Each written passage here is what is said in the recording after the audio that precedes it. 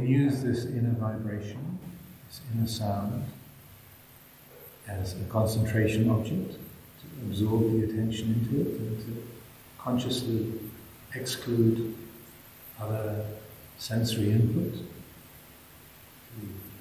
lay aside the sensations of the body, the sounds around us here in the temple or different rooms in the city. It can very easily be used as an object for absorption.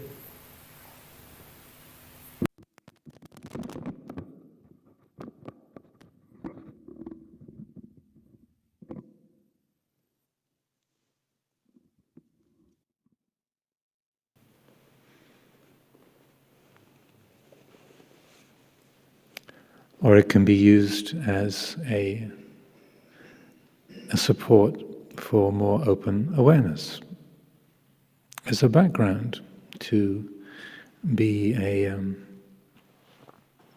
presence that simply helps to sharpen the attention, to be supporting that sense of the environment of awareness wherein different feelings, thoughts, emotions, sounds, sensations arise, take shape, and pass away.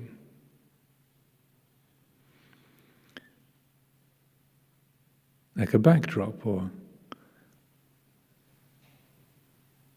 a wallpaper against which the projections of thought and feeling, memory, sensation, sight and sound are projected. If we develop this quality of inner listening, then whether we're sitting still and we can hear it in the background even as I'm talking, when we get up, walk around, do the walking meditation, the sound is still here.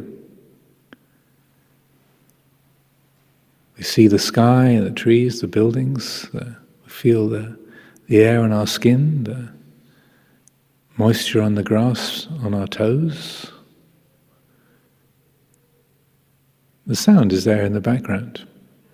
This continuous nada, this continuous, steady, ever-present, ringing tone.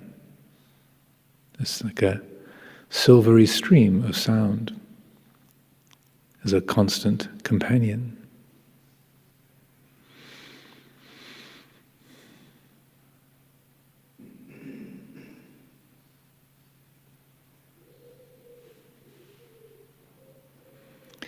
In this way, it helps to sustain a quality of non-entanglement. We hear the sound of a bird, but the presence of the nada, the inner sound, reminds us, oh, it's just the sound of a bird, it's just another sound. The feeling of the weight of the body, a compelling thought or a fantasy, a worry. Using this inner sound as a continuous presence, it helps to keep the flow of perception and thought, feeling in perspective. It helps the mind to see with the eye of Dhamma.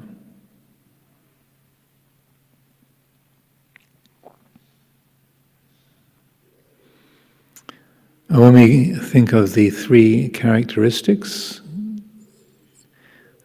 standard or classical ways of developing insight, these are spoken of as anicca, dukkha, anatta.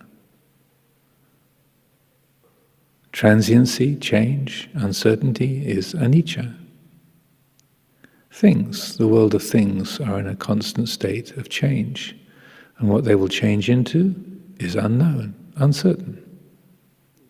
Dukkha, no single experience can permanently satisfy. Even if it's extremely pleasant, beautiful, gratifying, that gratification, that pleasure can't sustain itself.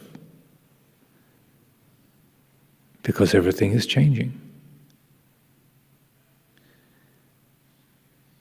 Anatta, not self, but no owner, no doer, no I can be found who is the permanent, substantial, independent agent of experience. Now we reflect upon these three qualities, anicca, dukkha, anatta, to again develop that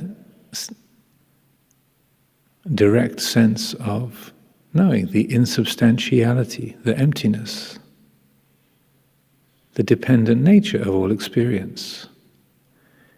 It helps to sustain that perspective of wisdom, no matter how strong or compelling, exciting, interesting, frightening, embarrassing,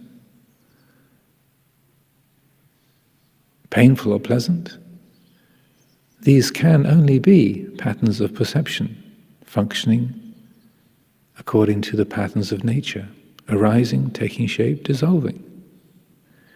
Whether it's eye consciousness, ear consciousness, nose, tongue, body, mind consciousness, these can only be patterns of perception, arising, taking shape, dissolving, sankharas, conditioned, dependent formations. They can't be anything else. That's the world, loka, built of these patterns of consciousness, these mental events, born of the activity of this body and this mind, these sense organs. So sustaining these reflections, these qualities of all existence, the three characteristics, helps to maintain that attitude of open awareness, non-entanglement. So the heart receives and knows the patterns of the world, but is not limited by the world. It's known here by this quality of awareness.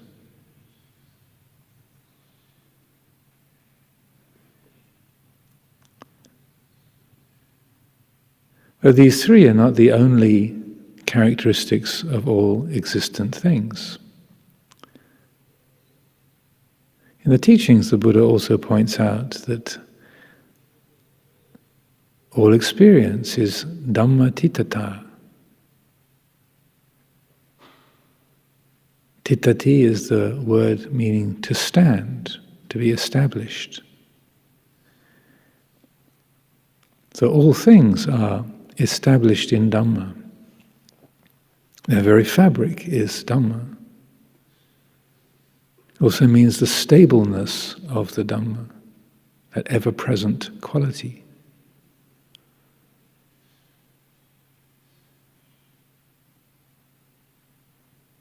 This is a helpful reflection, and the quality of inner listening can help to support that recollection, seeing things in this way, appreciating the ever-present, stable quality of Dhamma. Dhamma titata, that stableness of the Dhamma. And when we speak of stableness, it doesn't mean a thing that begins and sticks around for a long time, but rather Dhamma is timeless, it's akaliko, it's not bound by time. So that stability is not just a thing which happens to last a long time, like a mountain or a planet, but rather it's a stability that is transcendent, not bound by time.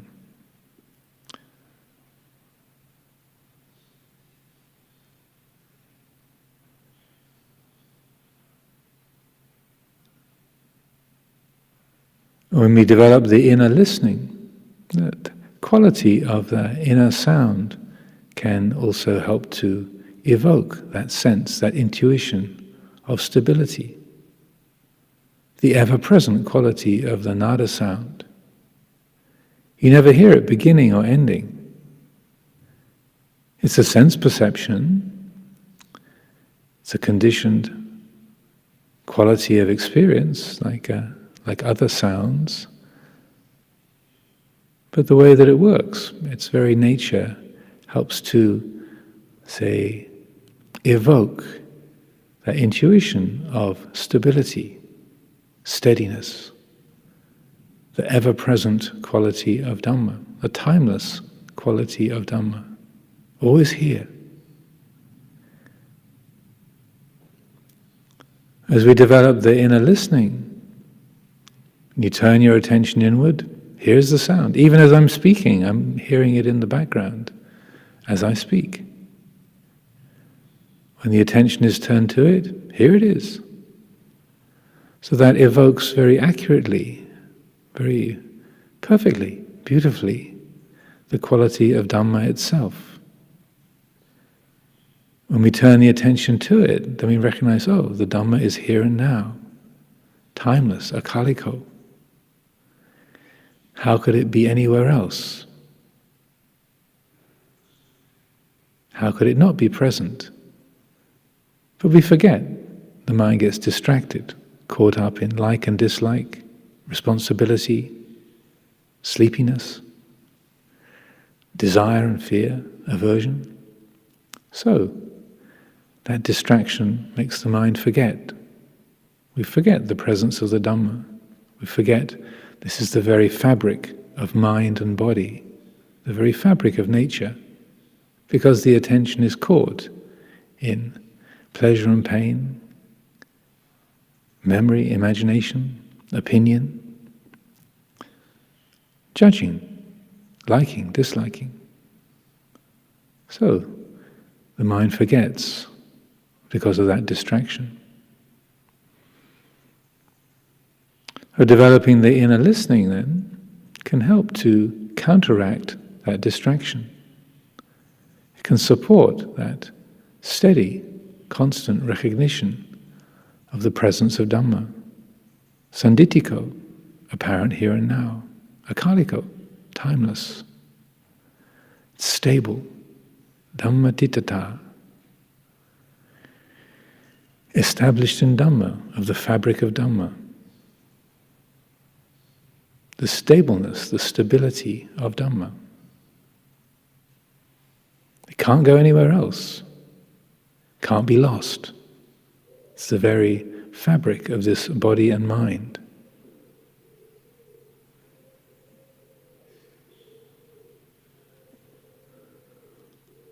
Another of the qualities, characteristics of existence is Dhamma niyamata.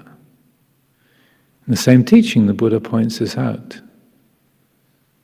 Dhamma niyamata means following the laws of Dhamma, functioning according to the laws of nature, or the orderliness of Dhamma, the orderliness of reality.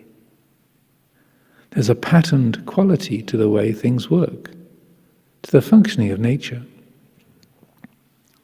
There's an order to the flow of experience. Now one thing conditions another. Dhamma niyamata. All experience, all perceptions, they function according to the laws of nature. There's an integrity, a lawfulness, an orderliness, a patterning.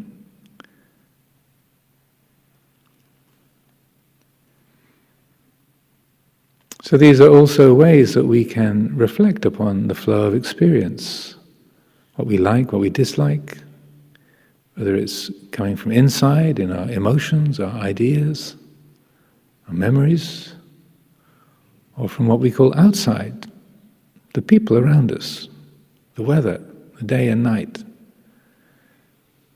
the monastery, the world around us. There can be these reflections. These are Dhamma titata, of the fabric of Dhamma, Dhamma niyamata, functioning according to the laws of Dhamma. They're aspects of nature, They function according to the laws of nature. And when this reflection is developed, this goes against seeing things in terms of personality, self-centered perceptions, ego-centered habits. Helps the mind to see things in a nature-centered way rather than a self-centered way. Rather than I remember, I like, I dislike, I am doing, I am not doing. Helps the mind to see things in terms of nature, functioning according to its laws. There's thinking, there's remembering, imagining. Here's a sad feeling, an excited feeling. Here's a painful feeling. Here's an enjoyable, delightful feeling. And when the view shifts from a self-centered perspective to a nature-centered perspective, notice what happens in the heart. How different the world is. When those self-centered habits, sakkaya ditthi, are let go of. Things are seen from a Dhamma-centered perspective, nature-centered perspective. How different. What a radical change that is. We don't take this life personally, but see it in terms of nature.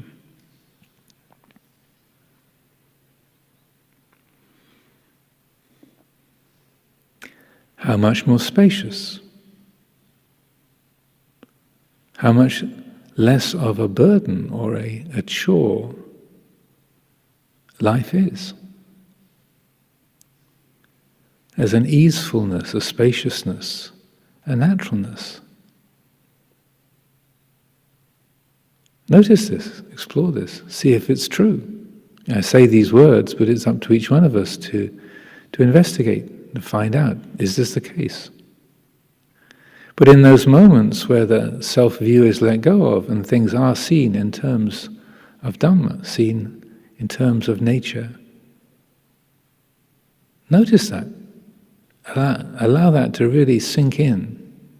Let the heart really appreciate that. Let the citta be informed directly by that experience. How different the world is when it's not seen through the habits of self-view. Let that in. Let that be fully and completely acknowledged, and let that acknowledgement have its effect.